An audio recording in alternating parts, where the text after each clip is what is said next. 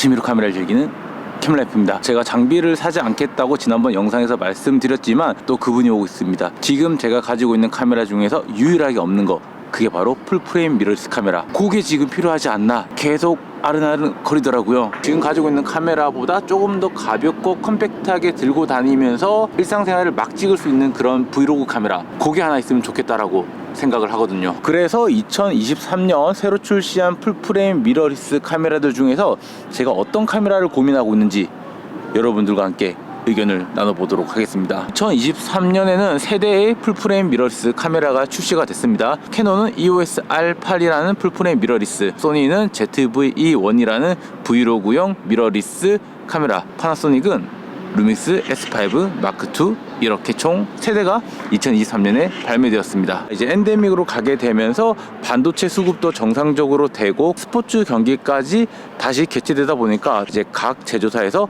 자기들만의 특장점을 살린 카메라들을 출시하고 있는 것 같습니다. 가볍게 들고 다니는 미러리스 카메라가 요새 좀 땡기기 때문에 파나소닉 루믹스 S5 마크2는 잠깐만 뒤로 좀 밀어두고 EOS R8과 ZV-E1에 대해서 저의 고민점을 여러분들이 그냥 들어주시기만 하면 되는 겁니다. 그렇다면 제가 고민하는 카메라 캐논 EOS R8의 장점에 대해서 말씀드릴게요. 풀프레임 치고는 최근에 발매된 카메라 중에서 가격이 저렴한 편입니다. 성능을 생각하면 비싼 게 맞긴 한데 까치놈이 새끼. 그리고 6K 오버샘플링으로 4K 60프레임 롱크로까지 지원하는 카메라라서 야, 이제는 200만원대 카메라에서 세상 참 좋아졌습니다. 취미로 쓰면서 상업 현장까지 같이 범용할 수 있는 카메라이지 않나. 어우씨 목이. 그리고 무엇보다 캐논의 우수한 색감, 인물의 피부톤, 요런 것들, 그리고 다음으로는 사들도 10비트 내장 레코딩 가능해졌죠. 그리고 펄스 컬러 가능합니다. 방진 방적 들어가 있고, 무엇보다 제가 말씀드렸던 그 가벼움, 461g으로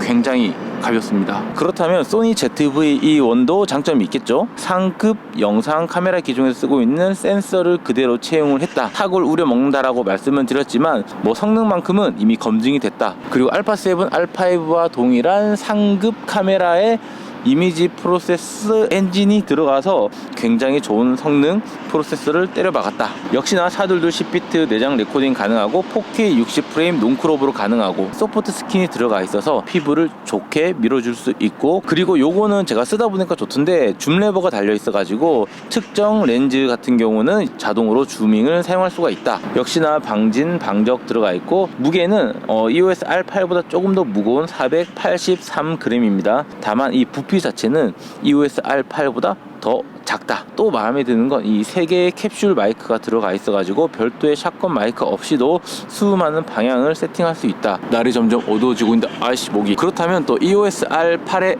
단점도 있겠죠. 제가 일단 단점을 한번 말씀드리면, 손떨방이 약한 게 아니라 손떨방이 빠졌다. 요거는 조금 많이 아쉬운 것 같고, 배터리 용량이 좀 부족합니다. 기본적으로 배터리를 하나 정도는 더 들고 다녀야 된다. 이거 은근히 귀찮거든요. 그리고 진짜 이건 아쉬운데, 캐논 같은 경우는 그 렌즈의 서드 파티가 거의 없습니다. 네이티브 렌즈를 쓰거나 어댑터를 물려가지고 EF 렌즈를 써야 하는데, 물론 이제 RF 렌즈를 사도 되긴 하지만 비싸고 크고 무거운 단점이 있다. 그러면 소니 ZV-E1은 무적이냐?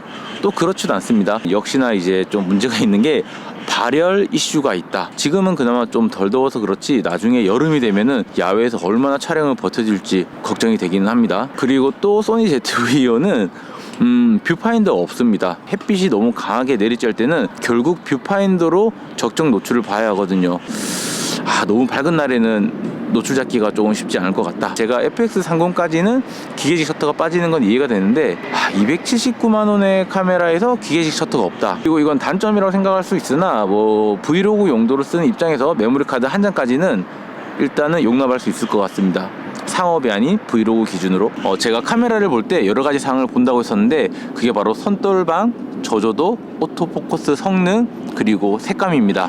지금 같은 경우는 물론 가격도 생각을 해야겠지만, 손떨방이 소니가 솔직히 좋지는 않습니다. 근데 캐논 EOS R8은 아예 손떨방 자체가 안 들어가 있습니다. 취미로 브이로깅을 하기 위해서는 손떨방은 필수고, 그거 광고 보니까 뭐 디지털로 손떨방 막을 수 있다고 하던데 라고 보셨을 수도 있겠지만 솔직히 디지털 손떨방은 취급하지 않습니다. 화면이 크롭 돼가지고 본인의 그 찍고 싶은 앵글로 촬영을 할 수가 없습니다. 캐논의 EOS R8 같은 경우는 지금처럼 삼각대를 고정하고 촬영을 하거나 손떨방에 들어가 있는 렌즈를 구매를 해서 그걸로 촬영을 해야 하는데, 바디 손떨방보다 렌즈 손떨방이 조금 안 좋거든요. 그러다 보니까 손떨방에서는 소니의 ZV-E1의 승리다. 둘 다 풀프레임 미러리스라서 저조도는 분명히 다 좋다라고 생각을 합니다. 하지만 이 저조도를 결정하는 데 있어서 화소수가 낮을수록 노이즈가 줄어들게 되는데, 역시나 소니의 ZV-E1의 승리로 끝나네요. 12800을 상용화해서 쓰더라도 문제가 없다라고